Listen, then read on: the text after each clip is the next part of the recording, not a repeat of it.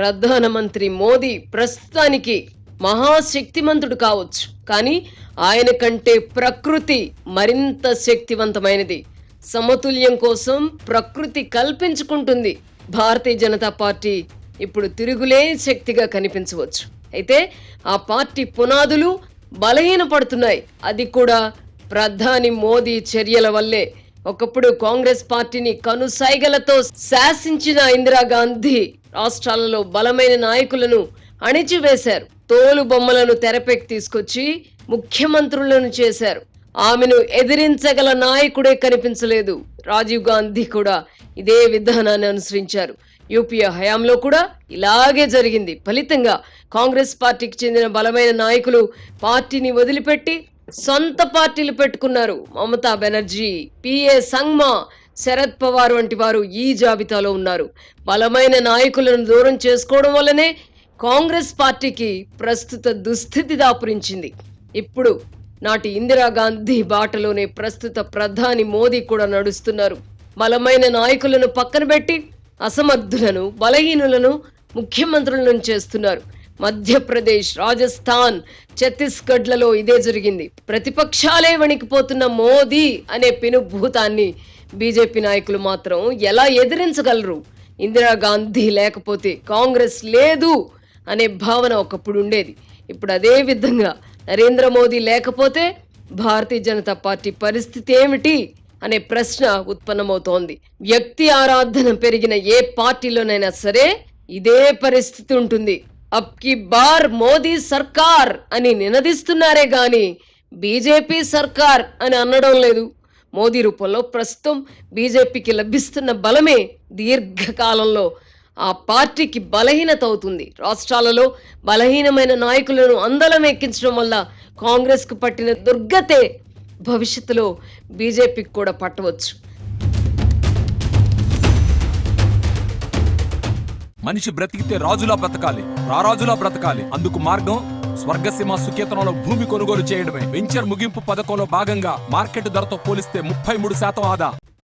తల ఎగరేస్తున్న ప్రతిపక్ష నాయకులు నరేంద్ర మోదీ అధికార బలానికి సమిద్ధలు కావడానికి కారణం రాజకీయాలలో డబ్బు ప్రభావం పెరిగిపోవడమే.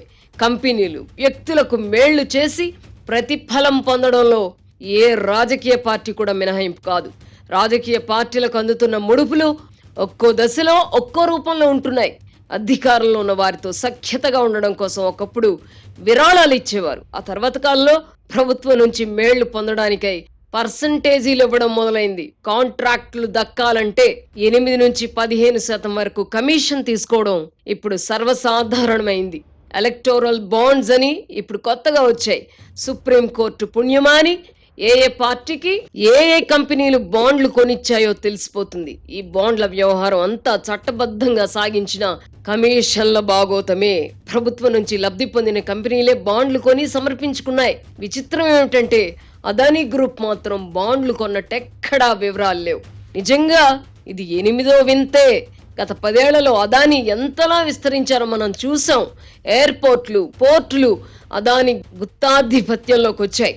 ఇతర సంస్థలు నెలకొల్పి పోర్ట్లు, ఎయిర్పోర్ట్లు చేతులు మారడానికి ముందు ఏం జరిగిందో అందరికీ తెలుసు. ఐటీ, సిబిఐ, ఈడీ వంటి సంస్థలు ఎటువంటి పాత్ర పోషించాయో చూసాం. అయినా ఎలక్టోరల్ బాండ్లు కొనే అవసరం అదానికి ఏర్పడకపోవడం ఆశ్చర్యంగా ఉంది. మిగతా కంపెనీలకు భిన్నంగా అదానీ గ్రూప్ ఎలా తప్పించుకున్నదో మిస్టరీయే. తెర వెనక ఏం జరిగిందో తెలియాల్సి ఉంది. ఎలక్టోరల్ బాండ్ల వ్యవహారాన్ని తరచి చూస్తే వీటి వెనక క్విట్ ప్రోకో ఉన్నట్టు అర్థమవుతుంది.